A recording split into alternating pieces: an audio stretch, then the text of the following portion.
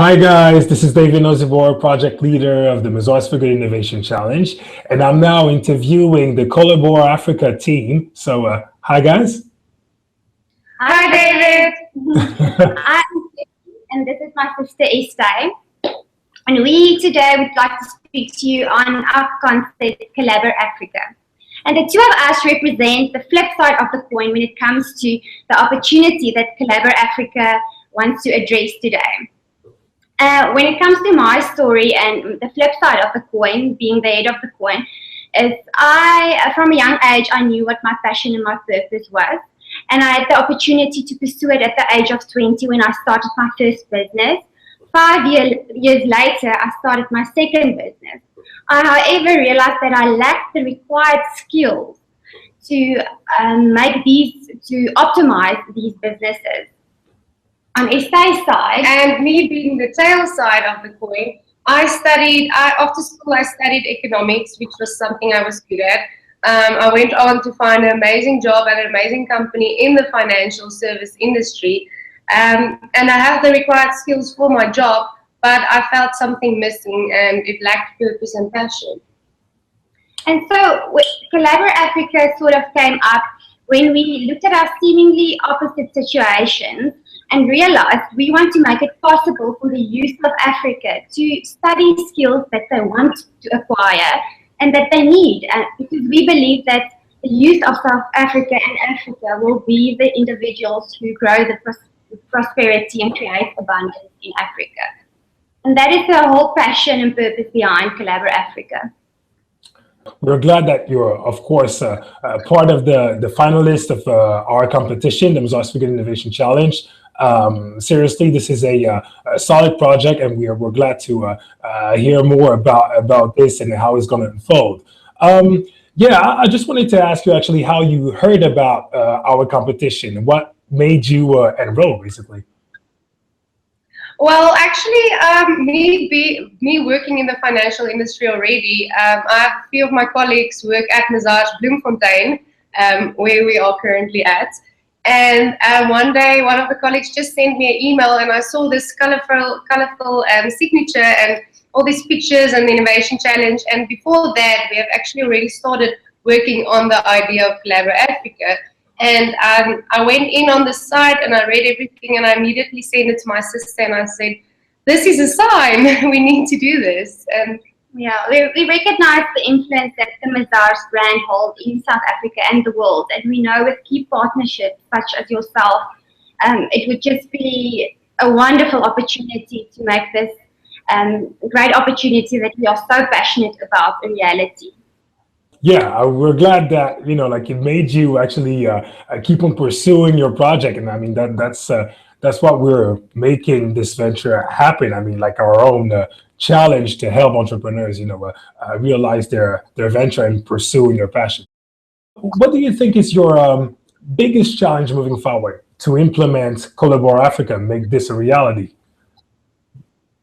Well, we see our biggest challenge also as our key focus areas.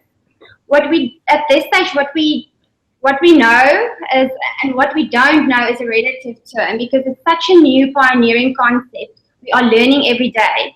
But what we see going forward as not being our biggest challenges would basically be sourcing content, because we have more than 3,000 FET schools in South Africa. As we said in our initial presentation, our idea is not to start a new tertiary education system. We have all of that. What we are trying to do is create a platform where we combine willing learners, knowledge owners, as well as the corporate compulsory BBBE trend. So we're bringing the platforms together, and finding key partnerships would also not be a big issue at this stage, because we already have all these big institutions, as we said, large universities in South Africa who are interested in partnering with us. The financials, when it comes to the financial sustainability of the concept, that's also not a big challenge at this stage, because our costing on our business model will be based on variable costs, where we look at software as a service, where we look at the platform as a service, where we look at content as a service and marketing as a service. So using the as a service component and variable costs, we believe that the financial structuring will also not be a big issue. Looking at what might be our main key focus areas, it would have to be crowdfunding. When we say crowdfunding, we have spoken to data analyst companies, and they say the costing that we can look at for a platform like this is going to cost about 1.5 million rand. So, where the Mazars competition can give us a good foundation in funding, looking at the funding, we would also need crowdfunding to make it a reality. And then the second key focus area would be crowdsourcing, building communities of willing learners, knowledge owners, and corporates, getting them together to make the marketing of this concept